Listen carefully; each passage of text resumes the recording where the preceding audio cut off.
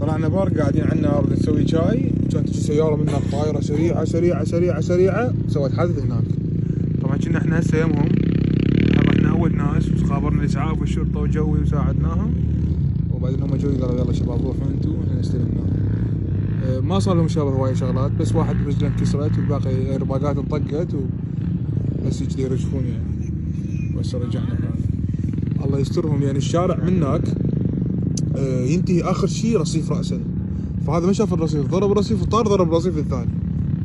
السياره طبعا تملخت.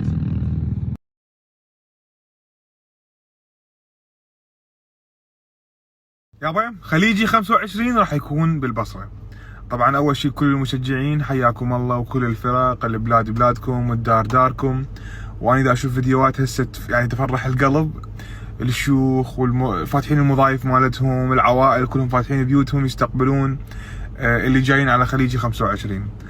طبعا البصره مدينه جدا امنه متطوره، اهلها من اطيب الناس بالعالم. يعني اللي راح يجي اكيد راح يتونس، ما راح ينقص عليه اي شيء ان شاء الله. ويعني متحمس هوايه، وراح نشوف فد خليجي جديد مختلف وبالعراق، وان شاء الله كل شيء يكون يعني اكثر مما احنا متوقعين. والتوفيق للبصره واهل البصره والعراق كله همين. هاي شغله واحد. شغله اثنين، شان دريت ما تشارك بخليجي 25 وتدعمهم وتسوي فد شغله معينه. صراحه ما اعرف شنو اسوي، يعني اريد اسوي فد شيء بس ما اعرف شنو اسوي، اما بالطبخ اما بالسوشيال ميديا.